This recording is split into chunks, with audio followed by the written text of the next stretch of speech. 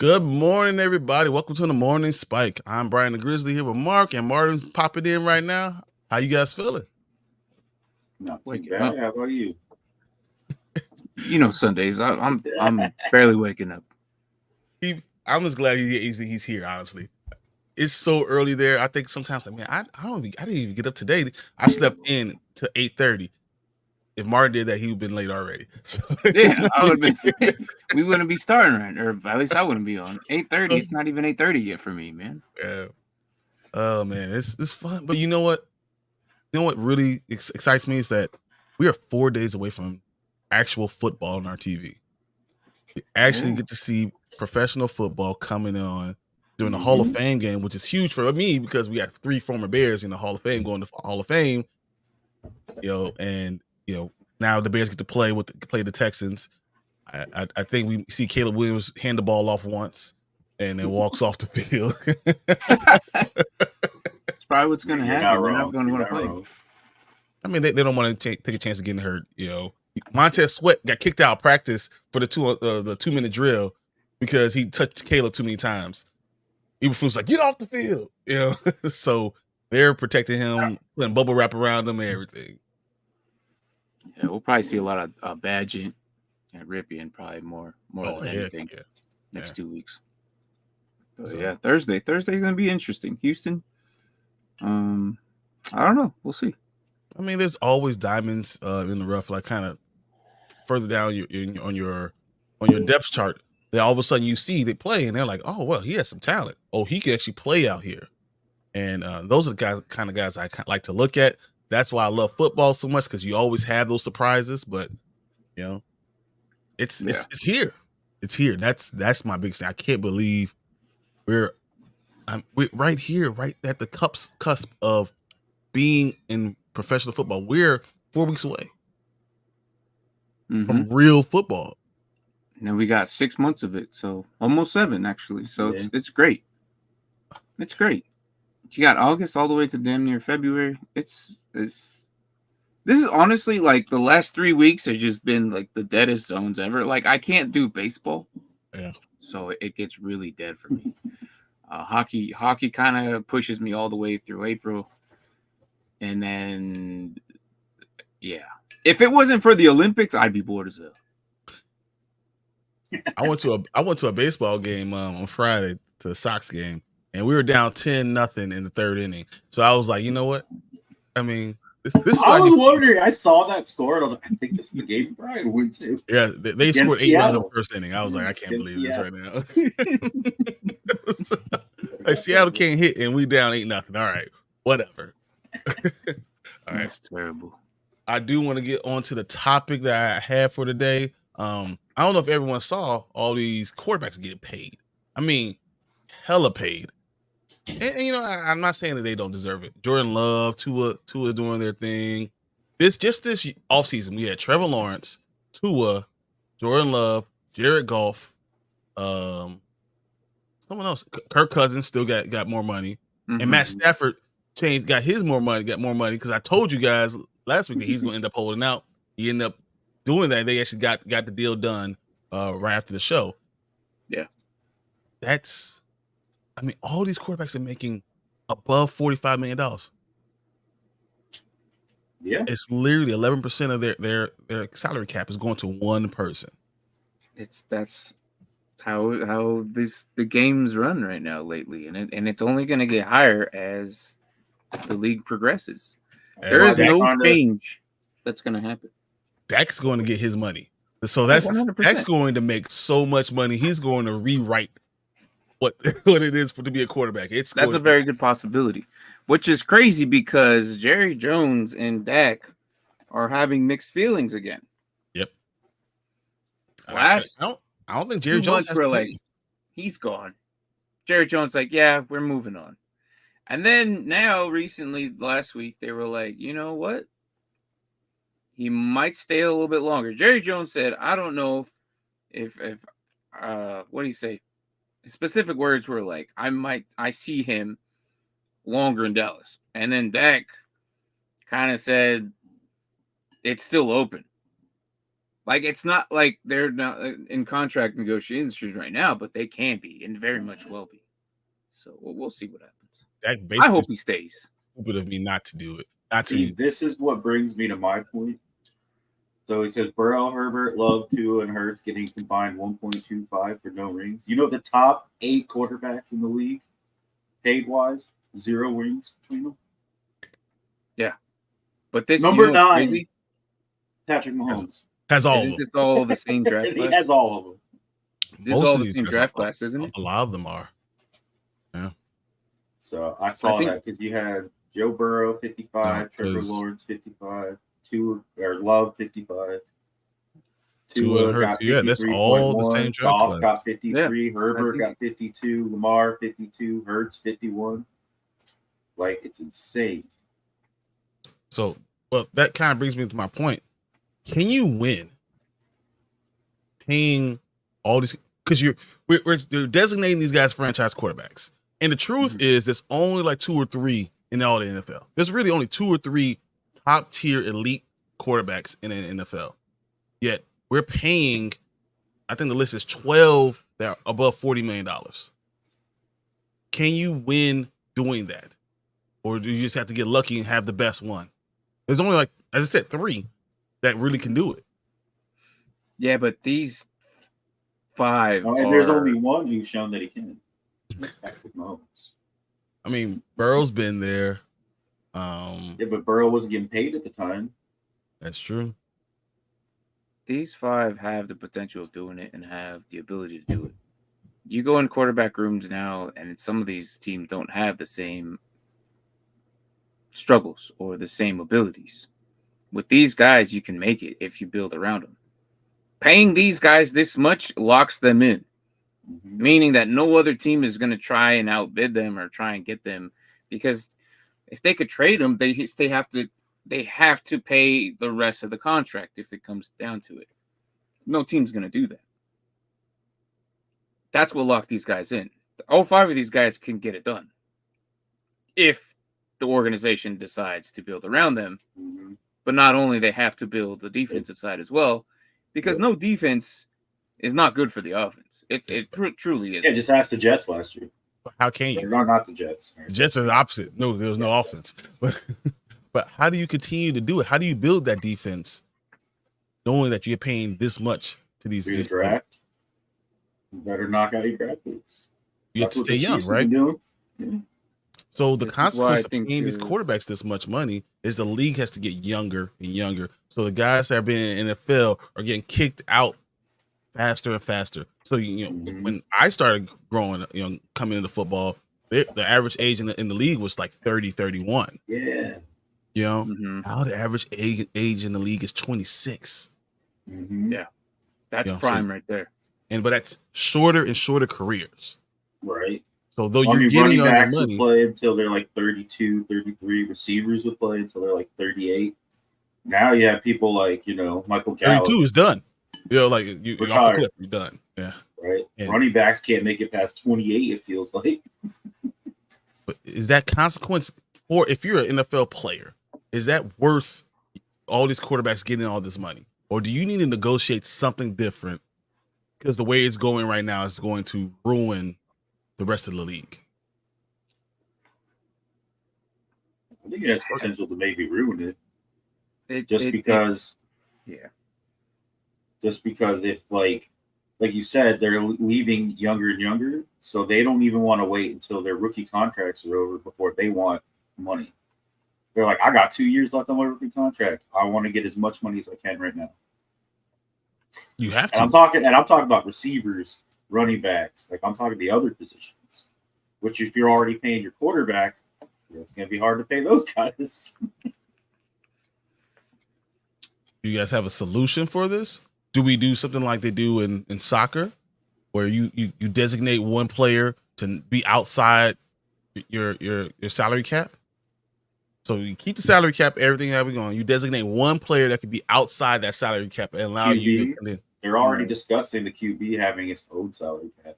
The issue with that is teams if now you don't are have going one to have to say what? If you don't have one of them, then what it's really the balance. And that's where I'm going with this is the balance of things. If you pay too much at one position, it makes it weaker at another position. There's teams out there that are so strong at other positions that their quarterback's mediocre and they still make it. We've seen quarterbacks, and I know like in the last year, mediocre quarterbacks have rings, but that's because of the rest of the team was good. The salary was different, so I can't really bring up those quarterbacks that I'm thinking of because that's going to just open up another Pandora's box. But I mean, you could talk about the 49ers immediately. You know, they didn't win, but they've been there the last 4 years right there because they're not paying their quarterback this huge amount of money. Mm-hmm. I mean, and then outside of Dak, he's the next one to get paid. Yeah. The problem with this, it's as long as they don't go to franchises having their own salary like baseball, because once they do that, it's going to get ruined. I think you just have the bigger markets are just going to be more competitive. And that's the problem. The NFL shouldn't do that, and I hope they never will. They brought it up at some point in the meeting, and it got shut down immediately. The other teams didn't like it, and I agree. It's going to hurt the league by doing that, and that's what I love about the NFL. They have to work around with the budget that everybody has. You can't go over anybody else just because you make more money than one team, and that's what I hate about baseball, and it's unfair. It really is, but it is what it is. But as far as when it comes to the quarterback position, separating it like soccer wouldn't be good either. So, who's doing it right then? Which team do you think is actually doing it right? Is it San Francisco? By not paying a quarterback and paying everybody else around them, or is it? I don't want to use, Mahomes, but is it?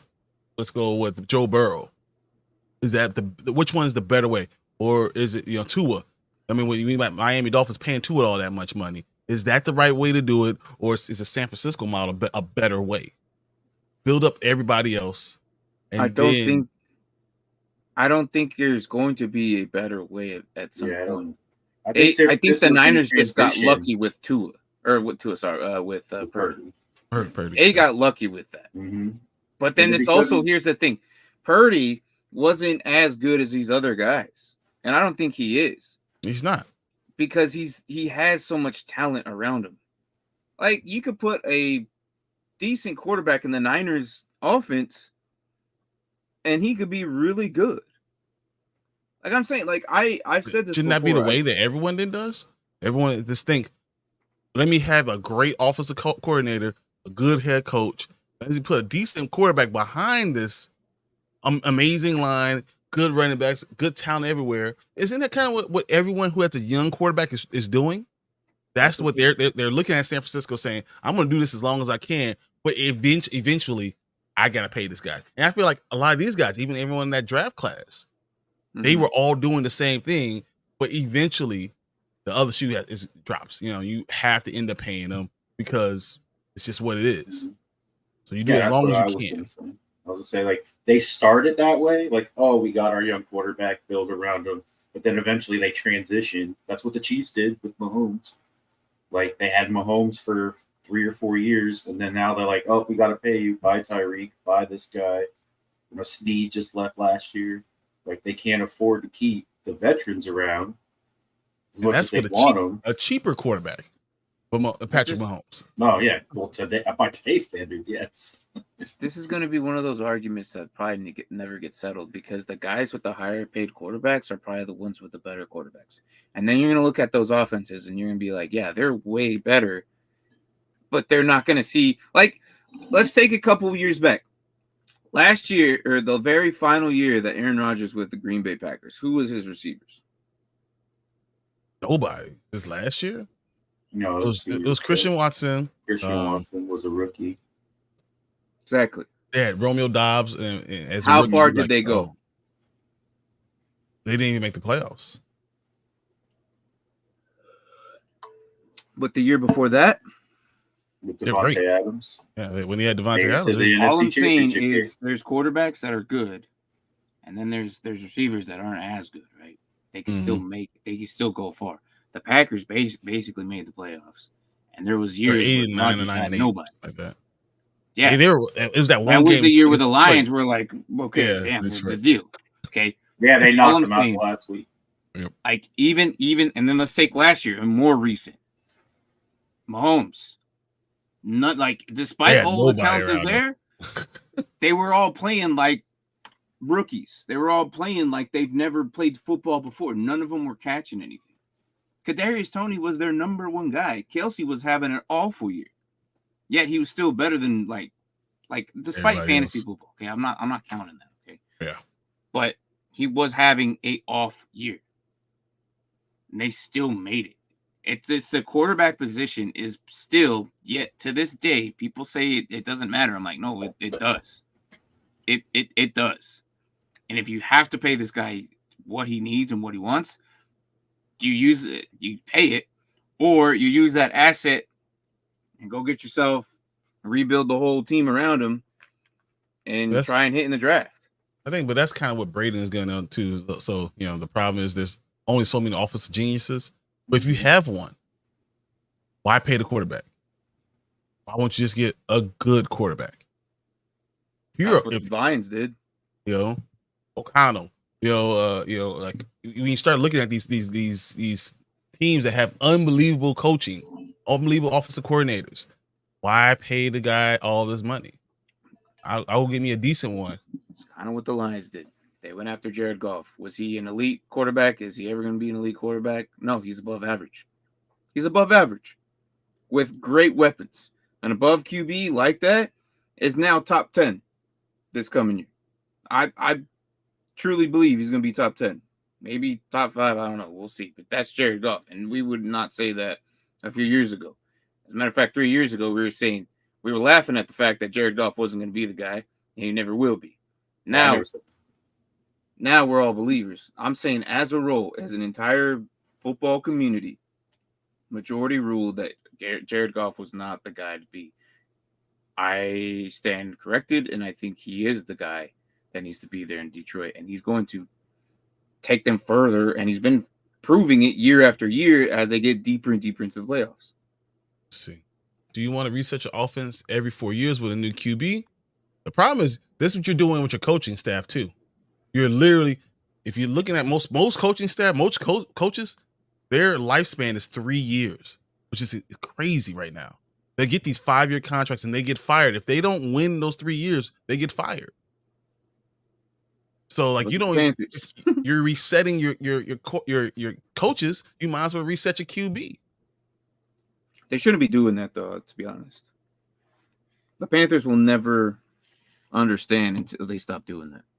Once they stop doing that, same with the Jaguars. Thank God Peterson's still there.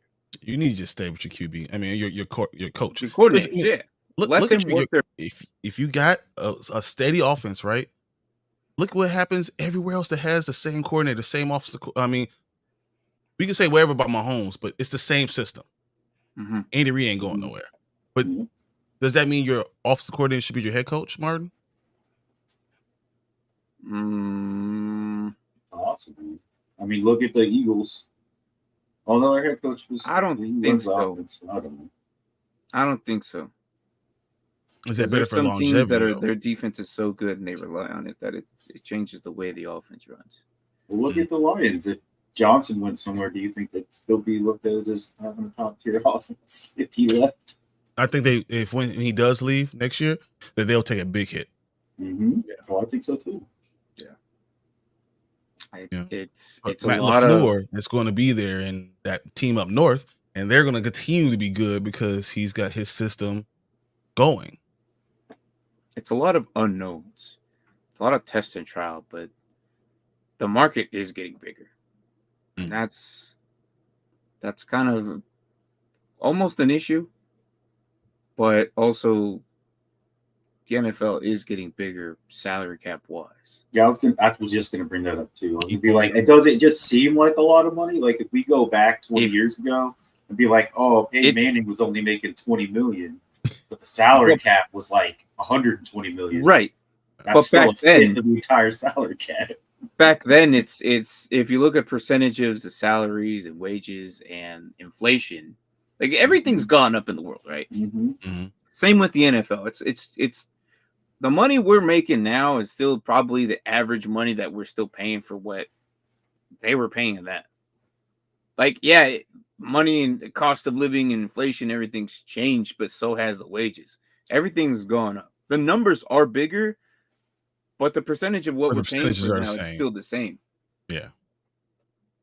All right. So here's one other question for you guys. Then would you rather be the Texans or the Chiefs? Texans. Oh, I'm gonna argue. I don't even know why you're asking that question, but if you made me choose between which one if I want to be, I'll be a Texan. Okay. Well, I think until the Texans win a Super Bowl, I'm gonna go Chiefs. And I think the reason I asked the question is I feel like that's really the whole problem is you're trying to get this young quarterback and you're continuing to rebuild this team. You don't want to pay this quarterback, but you have to pay a quarterback to get to that point where Mahomes is. Because if you rather have that guy is steady, that you year after year you're going to be in the playoff hunt no matter what. So, but every team is trying to find their Mahomes, and then what they're doing, they're giving up on these young guys because they don't want to pay them, and it's a cycle that's going over and over and over. So, I don't have an answer for it, but I think that might be the actual issue. Everyone wants that young guy, but when they get to they're not giving them the time to develop. And then when they get to the point where they might have to pay them, they're dumping them. The problem is there's that what have you done for me lately kind of thing. Mm-hmm.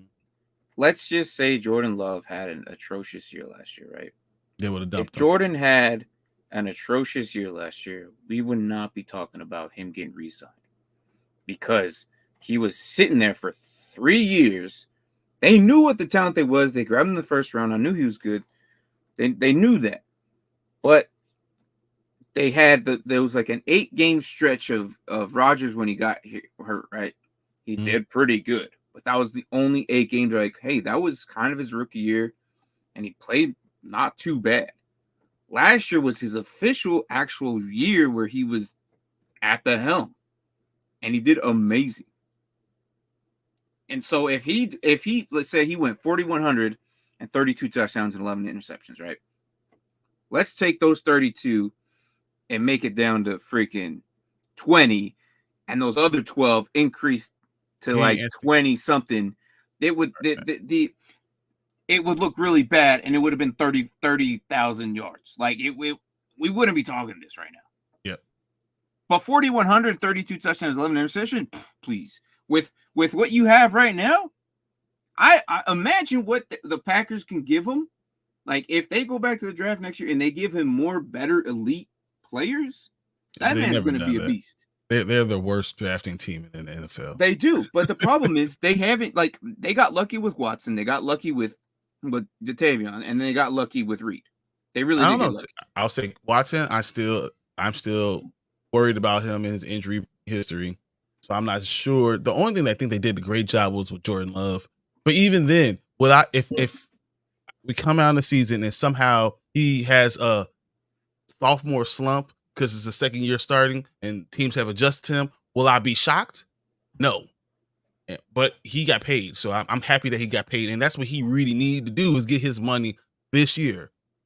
Because if anything goes wrong the following year, they could just dump him. So no, he earned it though. Yeah, no, they made him sit for 3 years. Then he did what he did this year. So you need to get your money. So but would I be shocked if he had a slump this year? I've seen it happen too many times, so no, I wouldn't be shocked. Mm-hmm. But this is why NFL players can't deal with the contract. You need to literally get as much money. It's all your guaranteed money and do it as soon as possible. This is why Tua had to make sure he got his money. Because anything can happen at any point in time, and they'll just rip up their contract and send you on your way. That's why Matt Stafford decided I'm not going to just go ahead and go into camp. You need to pay me. I need guarantees for 2025, 2026 because they can rip up my contract and I'm off on my own. Right. Mm-hmm. Makes sense. And it's not entirely a lie. It's kind of what it is now. Yeah. It go back to learn from Baker Mayfield. Right. Get your money. That man. That man. But going back to the Texans and Chiefs, though, there's another thing to look at there too. With the Chiefs, Mahomes has Reed, right? What happens if the Texans blow up again this year, and then like 10 teams are like, Slowick, I want you to be my head coach, and then he leaves? Yeah, that'd be a problem. Well, yeah. Where does that leave that Texans offense after that? Oh, we got to restart. Maybe they don't be, horrible, but they'll probably go back a little bit because it's a new system, new person coming in. Like, that's stuff you have to deal with when you have a more defensive-minded head coach. Because the Lions are in the same boat. If the Lions come out and if Goff is as good as Martin, and I think he will be this year, you already know people are going to be like, how much did you want last year? Here's $5 more million to Ben Johnson to be their head coach. Yep. Ben Johnson, if someone offers him $16, $17 million, he's gone. The issue is it's not a controversial issue. It's just the way, the flow of how it's going. And there's really nothing you could do about it. It's just the way it's going to go, and that's how it's going to continue. I don't think like this is because there can't be an argument for if they'll be better or they're going to be better this way or something happens this way. It's just how things are being run lately. Well, I agree. And I don't really think you can choose because, again, like we were saying, in 3 years, if CJ Stroud is as good every year, they're going to have to be in the same boat as the Chiefs. Where they're like, hey, we're not paying you. You guys can all go somewhere else. And maybe you start trading your top people to bring in the draft capital, And you're like, we just got to get more, first, second, third round picks. Be creative. And I feel like, there you go. And then, they're going to have to pay CJ. So. These draft picks are only going to get more worth eventually because money is going to be a big problem where people can't take other people's contracts on. And then they're going to be like, slotted. No. Slotted salaries is, There's going to be a lot of draft picks with the trades. They're going to want because that guy, you want it. Yeah. Because a draft pick is cheaper to hit on a player. Like who Blake Corum, right? All these running backs suck. But if Blake Corum comes in and destroys Williams, and he's like, they didn't spend that much on that guy, draft pick wise, like it wasn't a first. Seconds are manageable, thirds are manageable. Fourth and fifth, you basically already you're free. You already won your money right there. Yeah. Right. If a fourth or fifth rounder hits, especially a 6 or 7, like you don't have to pay that man that much because that's how low he was drafted. And that's kind of how it goes. Like we've seen running backs get drafted in the 4th or 5th round, come in, and they do really good, and they don't even get re-signed. They just get cut. Elijah Mitchell, crazy, which is crazy. Despite this man just ran for 1,000 yards for you. No one cares. New guy that just came in who's never worn the uniform before is now just better than you, just because. They're very prevalent. That picture going to be more for the Rams too. I feel like every year they've had a different running back. It started 4 years, and this trend with the running back started like I want to say almost 6 or 7 years ago, but it wasn't. People didn't start noticing until the last recent years. The very first running back that actually did very good and outperformed himself that I noticed, now I'm pretty sure that it could go further than that, was what's his face from the Broncos before Gordon. It was the guy, I can't remember his name, but he did back-to-back 1,000 yards, and the Broncos just cut him. I can't even think of his name right now. The problem is I remember what you're talking about too. And then the next one after that was James Robinson. Again, did the same thing for his team. Didn't matter. And I know the running back market is not as crazy as the quarterback market. The quarterback market is just absurd. But also you got to think that everything else. Yes. Thank you, Brady. Phillips. Yeah. Thank you. Yes. Oh, Phillips went to the Colts. Yes. Yeah. So as the NFL gets richer, the contracts are going to get higher. But the percentage of the teams, the percentage of the wages, everything's going to have inflation. It's still percentage-wise, still stays the same. The numbers are bigger. For most positions, but as you said, like running back is one of those positions that the numbers are actually not bigger. Oh, I agree. Emmitt Smith is making way more money than some of these running backs are making now. Right now, it's receivers, quarterbacks. Well, outside quarterbacks. Quarterbacks is don't. Yeah, it's astronomical. Receivers and edge rushers, tackles, left tackles, and edge rushers. Yeah, tackles. Linebackers are not looked at all. Nope. They are just the same as running backs. They're a dime a dozen. Which is exactly. Defensive tackles are starting to be like this third highest paid defensive position. Because you a 3 technique and a 3-4. Yeah. Then you have your O-line, and then you have your safeties, which are your left tackles are making more money than your left tackles making more than everybody. Like you get. I mean, Trent Williams is going to get $20 million this year. Yeah, and tight ends are almost just underneath receiver, but above where the defensive tackles are. So it's just the way it is, and it's like I can't argue anything. I can't say anything. I'm not going to say it's stupid because I agree with a lot of it, some of it, but then I also hate some of it. So it's like I'm in the middle of some of these positions. It's like I do believe that the running back market will get higher next year. It's going to change, or within the next 2 years. I believe I do believe that because the running backs that came in right now aren't going to be 4 or 5 year guys. Maybe 2 of them, but we'll see. You don't know, and the problem with the running back is that 5th round, 6th round guy who comes in and does Isaiah Pacheco. You know, like it comes in and realizes I don't have to pay these guys. I could just keep on trying to put guys in there with a good offensive line, and they all know how to run. And look at him; he's over the first rounder.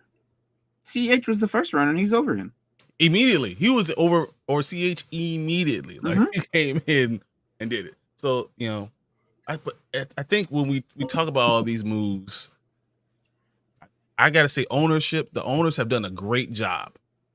Because me as a fan, I get mad at these guys for demanding their money, for sitting out, for not getting their contract, for asking for more money. I get mad at them, even though I played football. I understand you should get your money. I believe in free market, but because it's a team, you always get mad at the player because you're supposed to be part of the team instead of thinking about why is the owner not paying money. They think of longevity. They think of longevity and they think of the value of what the market is. And that's all it comes down to. This is why it was like the most confusing thing that when the Giants didn't sign Saquon. I still don't know what the hell they're doing. But the fact is they couldn't afford him. If they could, but you know what's going to happen? All this stuff we're talking about, and I'm talking about Saquon, if next year they get Dak Prescott, all that goes out the window. Because once again, it's about the QB. No, yeah, I know. So it's gonna be very interesting to see. What up? Hey, what's up? I just think with the salaries and everything going up, it almost doesn't matter, to be honest. Almost, because they could fluctuate, they can re-alter it. Well, then there's the new way they structure the contracts. Like Nick Bosa is only like $10 million contract or cap hit. Yeah, even though $30 million contract. Yeah, even though he's getting like $30 million for the whole year. Yeah, only 13 of it or 10 of it goes towards the cap. So, but then again, those kind of contracts will favor those bigger markets who can afford to just come over the top and be like, "Here's your $300 million signing bonus," because I don't care. I wouldn't want to go to New York if I'm Dak. You're going to die behind that line. Yeah. That line's a lot better, though. And all they got to do is draft one guy. What if they draft a great left tackle next year? If they get Dak, draft a great left tackle. No, they brought in somebody, too. They brought in a few pieces. I can't remember. Their middle of their line is pretty good. Their right tackle is okay. Their left tackle probably needs to be upgraded. They do that left tackle. All of a sudden, that whole line looks a lot better. The Giants line looks a lot better than the last couple of years. So I can say that as much. Yeah. John Michael Schmidt at center makes that middle of that line so much better. Yeah. And now he has a year under his belt. I think that's going to be good. Yeah. Left tackle, they get a left tackle. Runyon, who they brought in. Runyon's pretty good. I don't think that it's the worst line. They brought in Runyon. Evan Neal, if he's healthy, No, he's a turnstile. He's the backup there. He's not going to get on the field. So I think, and then they brought in Jermaine. I can never say his name, but he's from the Raiders. Yeah, I know he's really good. So that line is a lot better this year. It's probably their best line they've had in almost a decade. And I'm not kidding you. I think this is the best line. That's not they've had since then. Say what? Since they went to the Super Bowl. Yeah, no, this line's going to be way better. After last year, it's not that hard. They've upgraded this line to be 10 times better than what it has been in the last decade, right? And now Saquon's gone. Yeah. It's like you did all this, and then the main key piece to this is gone. But I think it's because they believe that this line was the main key factor of why running back couldn't. Like, if Singletary actually hits top 20, I wouldn't be surprised. I don't, and that's barely making 20. Barely making 20. He could outdo other 10 running backs if he stays healthy. Okay, I got one last thing about this quarterback thing. I'm going to read you guys the actual standings, or not standings, their record. The record of the quarterbacks for the top 5. Making, so number 1 is 20-30. Number 2 is 29, 22-1. The third is 9-9. This is all their records for the top 5 paid quarterbacks. 4th, 32-19. 5th, 66, 50-1. And even the 6th, 30-32. So it's not like winning is equated with paying these guys that much money. Because probably the team around him isn't fully built. Because that's the problem. You pay them. But then how are you going to fully build it if you're paying them? Can't. Yeah, and that's their issue. That's the part I hate. And that's the part I hate. The part is where you lock these guys in for you, but the part is. This is why I hate it, and this is why I love it. Like, I can't argue against this because of, yes, you keep your guy, but if you don't have anybody who's good, some of these offense can't run. Yeah. Yeah. You're right. This is why I think that the Lions did a really good job with Goff. He wasn't elite, and he wasn't like but if you put the right things around him, stuff happens. He's now a top 5 paid quarterback now. Hey, we'll see. He is the luckiest dude ever because he got paid the first time. His first contract got paid all that money, and he get paid again. Like, the dude is so lucky. Right. Well, I think that's what's different right now. It's like all these people getting their money outside of maybe Joe Burrow. I feel like every other person who's gotten this new contract, like Love got it. People, did he really earn it? He's only played 1 season. Even Jalen Hurts got it after the 1 season last year. Same argument. Right. Then you got who was the other one you just got? Tua. Tua had 1 good season and he's injury prone. When Patrick Mahomes got his 10-year, $465 million contract, not one person on this earth was like, but does he deserve that money? No, we were all like, everyone was like, oh, that's actually pretty cheap. I was like, considering what he's done. Like, that's what I think is crazy. And then you look at what Patrick Mahomes' record was. Already won a Super Bowl. You sit there and you go, oh, yeah, he deserves that money. And now you have and then you got Trevor Lawrence. He's hilarious. And people are scratching their heads like, Trevor Lawrence getting paid how much? I agree with Mark. People don't look at it. Like, that's why I just ignore it. And I'm like, you're stupid. Like, you need to look at the numbers and you need to look at what they're doing and what he represents that team. That's why I just ignore it. I'm like, whatever. Like, Patrick Mahomes is 74-22. Oh my god, that's ridiculous. But that's why you pay. Like that's the thing. You pay him the money to lock him in. Now, you're looking at him, and everyone else is making more money because they're looking at him and like, I want that guy. And he's the closest one to that. But that's what's crazy to me, though, is like you're paying these guys, but you didn't necessarily see. Well, I mean, I get it with like Mahomes, or not Mahomes, Love. He only had the 1 year because he was behind Rodgers, and they're hoping he can be Mahomes-esque, I guess. But like for some of these other guys, like Trevor Lawrence, you're like, when did you ever see Trevor Lawrence play like Patrick Mahomes? Just because he was a number 1 overall pick, I guess he got the money. I don't know. I think everyone else is overpaid because, I mean, when you look at the top 10 list again, you know who's now on that list? Josh Allen. Oh, he will be.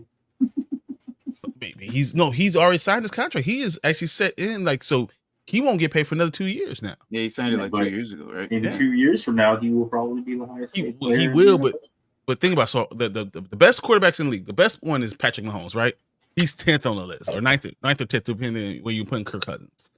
You know, Josh Allen, he's 12th on the list. These are the guys who are winning. Like, even we talking about, remember how bad we thought Kyler Murray's contract was? Mm-hmm. He's like 7th. He's it's not that bad. Deshaun Watson's 8th. Right. Well, that one's still guaranteed. That's because it's the payout for that one. Hey, the dead cap hit for the next 2 years for Deshaun Watson is $200 million. So if they cut to trade Deshaun Watson, they go negative $200 million to the cap. And you want to know what's so funny? Deshaun Watson's career record is 36-29. It's better than most of the other quarterbacks on the list. It's still better than most of the other quarterbacks on the list. That's what I'm talking about. On this list, there's only Lamar Jackson, Patrick Mahomes, and Jalen Hurts that have really good winning percentages. Do you think that these teams are all like super pissed off at the Cowboys? They're like, man, if you could have just set the standard with Dak, we could have been like, you're not Dak, you're getting less. Yeah. They're like, freaking Cowboys. And now Dak's over here like, buddy. My stats in the regular season anyway are equal to Patrick Mahomes over the last like 5 years. So yeah, well, I mean, the same thing goes for Lamar Jackson, I guess. When we look at Lamar Jackson's real stats, his real record, his QBR and all that stuff, it's off the charts. It's only behind Josh Allen and Patrick Mahomes. That's it. And then everyone else is still making all this money. They're not on the same level. But it is what Remember when everyone, the Ravens were hesitant to sign him? They're like, bro, he's like the 12th highest paid player. You got him for cheap. All right, going into this preseason, guys, just to kind of change gears. Going into this preseason, what are you most excited to see? Second years. How they transition from their actual rookie year to their actual key performance year, like especially for the ones that got promoted. Like if someone left, they were sitting under this veteran, they are now stepping into those shoes. Do they take the role? And what's crazy is a lot of those I'm looking at defense. A lot of those I'm doing defense, but it should be that's what I'm most excited. These second years need to take charge and see how it happens. But outside of that, like just in general, football's back. But like that's the most thing I'm looking at. Sense. What about you, Mark? I don't know. I'm gonna be more of a homer pick on mine, just because I haven't had this much excitement and hope, I feel like, in a very long time. But I'm excited to see what Jaden Daniels does. I feel like with his mobility and the way he can throw the ball, like I don't know. I don't think since RG3's rookie year. I was just about to say, since have we had anyone with this dynamic playmaking ability at quarterback? So, I mean, no offense to Cousins, he could still throw the ball. But Kirk Cousins, I'm telling you, he's still. No, I know. That's what I'm saying. So I don't know. It's just it's an interesting feeling, you know. I know we still have a couple holes to fill here and there, but no. But you're starting off something good now. So a new ownership. Thank God. You guys should be excited for everything. You guys had a lot going on last 2 years. Mm-hmm. New ownership, getting rid of all the cancers, getting rid of all the negativity. I think it's a new. This is why I don't understand.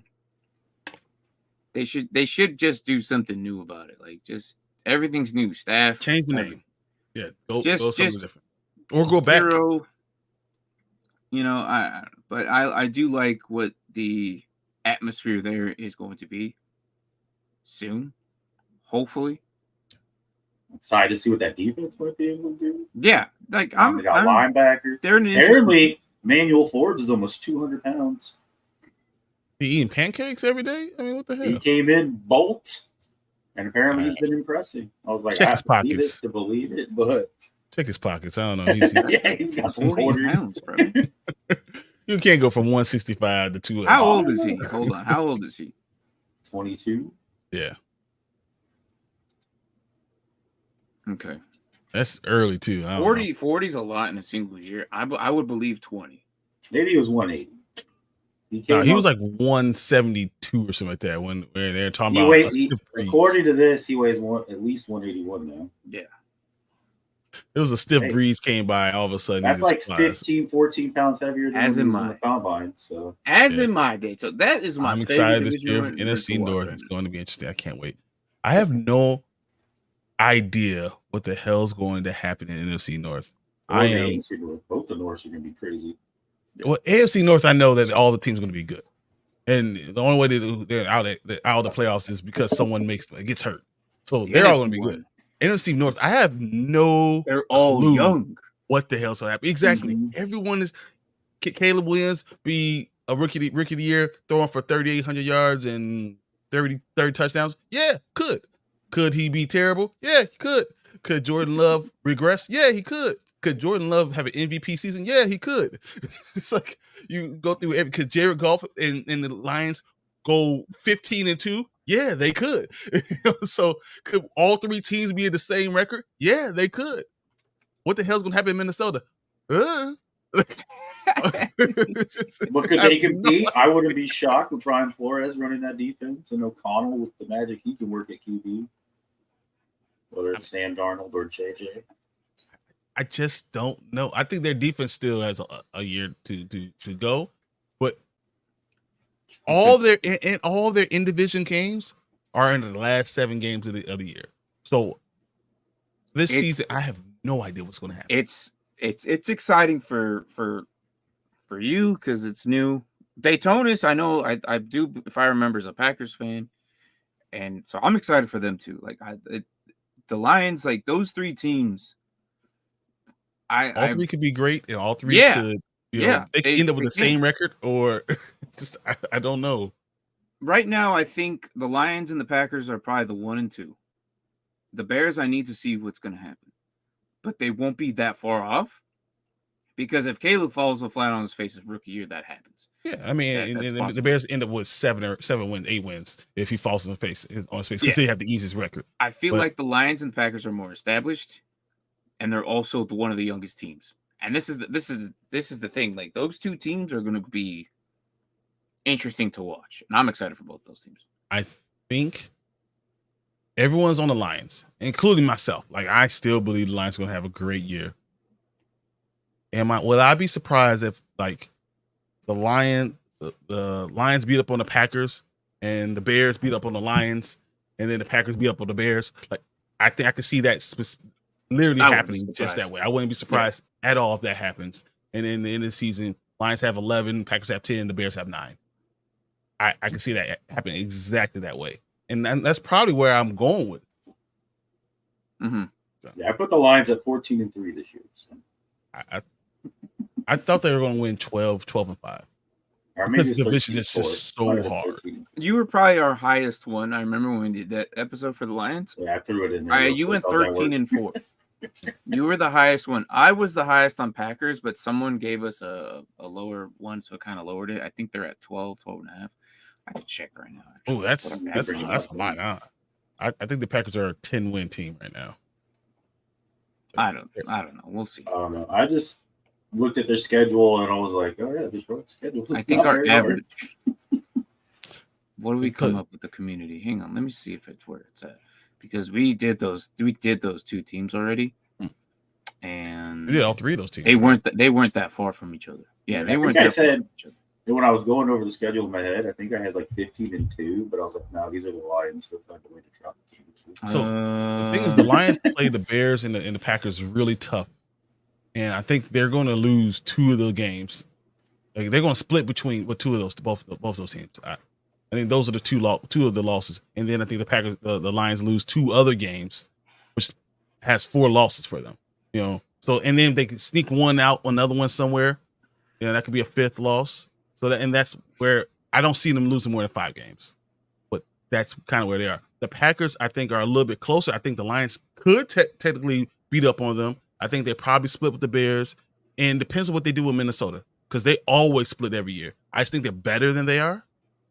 So I will pick the Packers, but I think the Packers probably end up with 10 wins because they're going to have some injury problems, because that's what they have.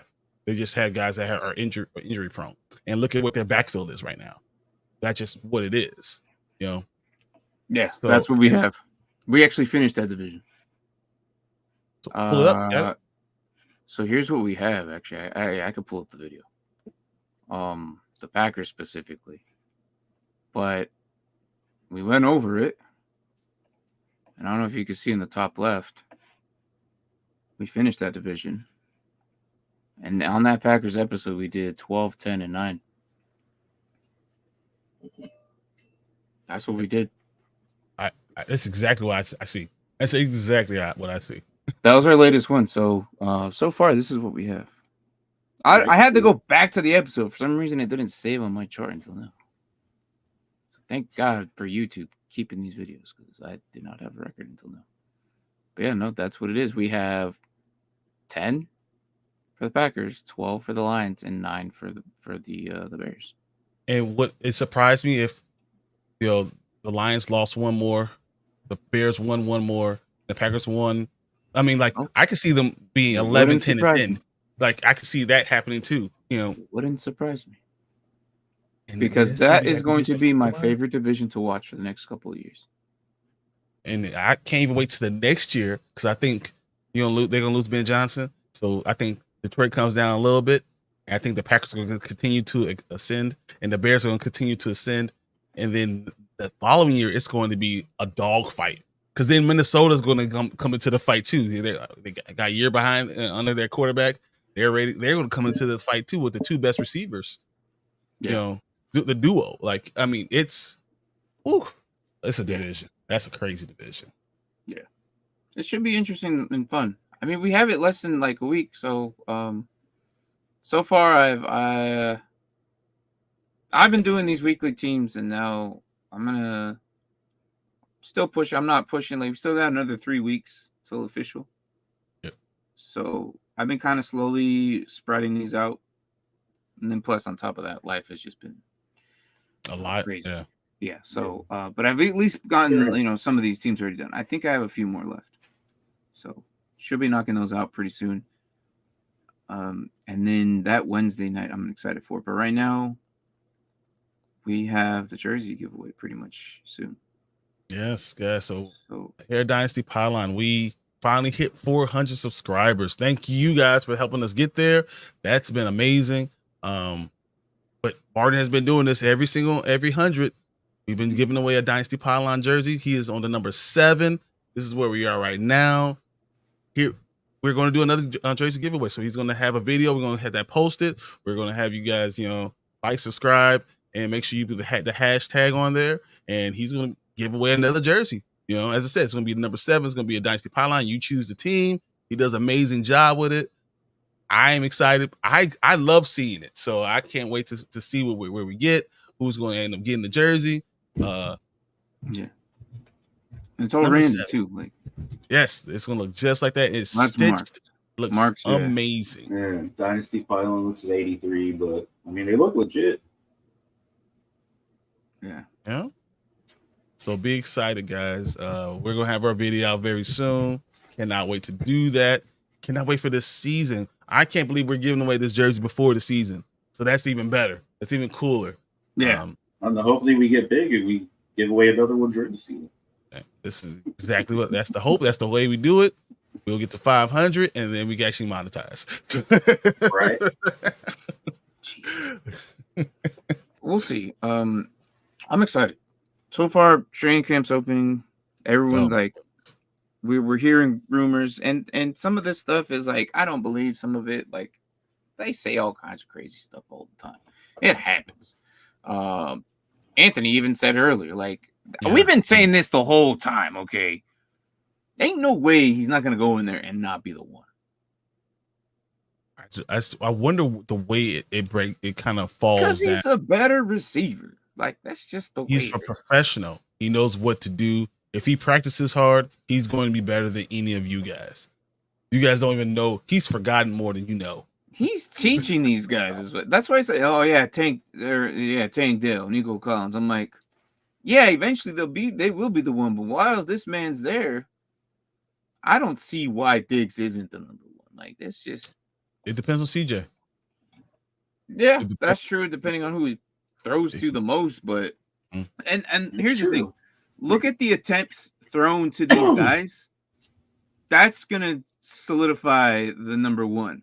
Doesn't mean that they're gonna be having more yards or anything. It's the attempts that they get and the attempts that they got. Like who's getting more red zone targets? Who's getting more deep ball threats? Who's getting more percentage wise? Who's helping this team out? And I do believe that Diggs will probably be the number one, second to Dell or Nico Collins. Like he has 4 weapons he could throw to. Yeah. I mean, the question is what does he end up doing with it? But I mean, as we all know, certain plays get certain people open. So it's not just like all plays, all routes are the same. They're all compounded on each other to get a certain guy open. And I think Stephon Diggs will run the route to try to get him open. You know what I'm saying? He's going to run the in-between route that other ones are going apart to try to get him open. The question is CJ going to go from there, or is he going to try to force it to Nico Collins, or is he going to go deep to Tank Dell? That really his jersey number? He's still going to be the one. He's still going to be the one. So either way, what Anthony Price said. I mean, I still believe in that, though. Suits him. He's coming in to letting you know, hey, I'm the first option. Anytime you go down there, you looking for number one. Yeah, I'm excited though. I'm just gonna let it. I'm just riding the wave right now. It's gonna come at us fast. Hall of Fame games this Thursday. Yep. So I think that's when it'll hit me. So all of a sudden you smell football in there. You're gonna walk outside. You go, yeah, this is football. Yeah, I feel it. A lot of people are more excited right now. I've just been dealing with a lot of it lately, so it's like it still hasn't hit me yet. I've been dealing with it all summer. So I mean, it was a very discouraging year. That's all. That's all I gotta say. It was a very discouraging year.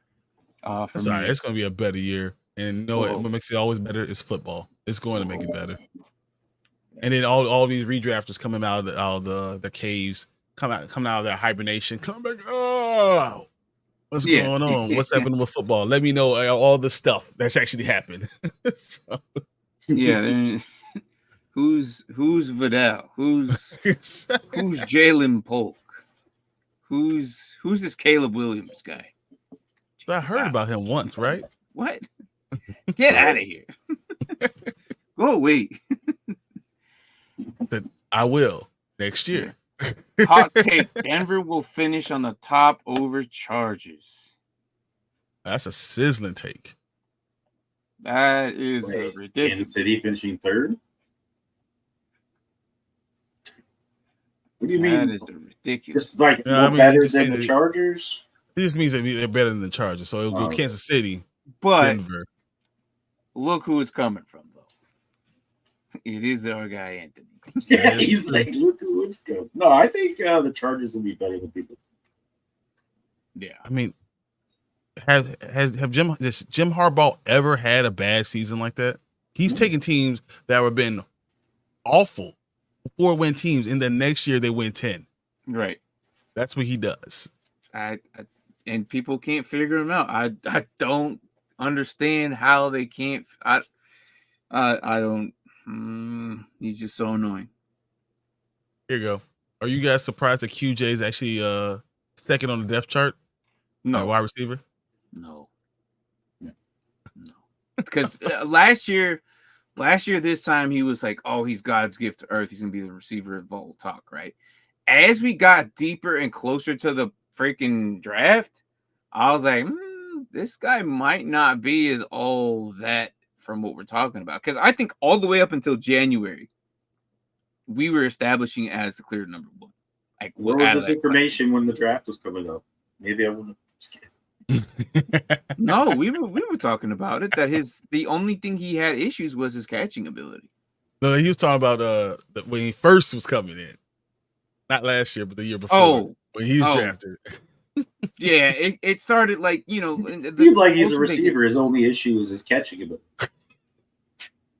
That's a pretty big issue for a receiver. We said that, man. I guarantee you, we said that.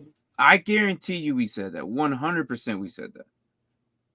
What about the fact that Brendan Rice is also second string, and apparently he's doing really, really well. Like, they're loving him right now. Well, he came in with a chip on his shoulders. So. Yeah. Like, to the point of they say DJ Chark has to look behind him because Brendan Rice is breathing down his neck. That's crazy for me because I've always been a DJ Chark fan. I've always thought that he's just been underutilized. So hearing that, well, to me, I'm like, yeah, I don't understand how you could be 6'5" and that fast and just not have produced yet. I would see. That's DJ Chark.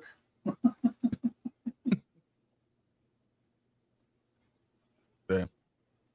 Is it cool to draft Jake Ferguson top 5 knowing CD might hold out? Jake Ferguson's going to get the touchdowns anyways. Top 5 what? Like in the entire draft? He's tight end. Top 5 tight end? Because he could be top 5 tight end. Yeah. Sure. Top 5 pick? No. Top 5 tight end? Yeah. I will never go that high for top 5 pick. Yeah, that's why we're like, hey, we need a little more clarification. Tight end, yeah. Sir. Oh, yeah, especially with Dak. End, no problem. Yeah, but Dak, yeah, he's going to look for him a lot. He's going to get a lot of touchdowns. I think that works. That's a tight end. Yep, top 5. Okay, cool. Yeah. 100%. Yeah, top 5 tight end. No, I'm just kidding. Come on, Anthony's not going to give a Dallas player that much. Right. No, never. Hey, Anthony, give me your Washington card talking about Dallas. Remember all the times you used to tell me that? You're like, oh, this guy was CeeDee Lamb and Tony Pollard. You can give me your Washington card. All right, guys. You guys got anything else? No. I'm just excited that we'll see what's going to happen this coming week. Yeah, I don't know. Like, I want to give out that jersey here soon. I do have one other thing I want to ask you guys. Okay. Have you heard about the 12th player that could be on kickoffs? No. So technically, you can have 12 players on the kickoff team if it's a windy day. They're going to let you bring an extra player onto the field just to be able to, hold the ball. They'll do the kickoff, and then he has to run off the field. The holder. Yeah. Okay. So instead of having because you can't have a player do it because they're all the way up at the front. Oh, exactly. I never thought about that. You can't do that. So you can't pull one of those guys out. So if it's windy, they have to put a 12th man on the field to hold the ball for kickoff. So and then run off, right? So it'd be 12 on 11 at the beginning of the play. So like the rest will have to count, and they'll be like 12, and then some idiot's gonna throw a flag and then be like, "Oh yeah, wait a minute." Well, I'm sure you have to like check in first, like, "Hey, I'm coming on here to hold the." Not that matters anyway, because offensive linemen, tell the rest, "Hey, I'm going upfield." Oh, exactly. Flag! Illegal man upfield. I just thought that was a cool little side note that you guys could actually have, instead of 22, you could have all 23 on a certain play. Just that one play. That's gonna be interesting to see, man. I'm waiting for them to do that permanently and make the kicker run off the field. Right? No, man. I like seeing the kicker try and get a tackle. Don't change that. What if they have the holder come out and then the kicker runs off the field? Yeah. He that kicks the ball. Would be interesting. I would put my biggest, baddest dude who doesn't care, who's the cheapest. Then you go out there. Listen, you go out there and you kill a man, and I'll pay you this, but like you might be suspended a year. Give James Harrison in there. And just go sign another crazy dude. Like, why not, man? Like, I don't know. This new kickoff thing is going to be interesting to see. So, I don't know. Yeah. All right, guys. That's all I wanted to bring that up. Thanks, everybody, for being here, joining us today. Remember, we're going to do this video. We're going to get our 400 jersey giveaway. That's going to be coming out. Make sure you keep your eyes out. Make sure you like, subscribe. Come to Dynasty Pylon. We'll be here again on Tuesday with the Panda and Grizzly show. We'll be here Wednesday for the Dynasty Pylon show. And then we'll be back here on Sundays getting you guys ready for football. Hey, I see Kadani just jumped in here. Man, that's like the third show in a row where he's like at the very end. He comes in at the end, yeah. Top of the morning, y'all. I have Brucey as the 12th man. He can get an onside kick recovery. Brucey sucks. Brucey sucks. Oh, no, that man don't belong on the damn football field. Get out of here. All right, guys. We'll be here Tuesday and Wednesday. Wednesday, we'll be getting you ready for the Thursday game.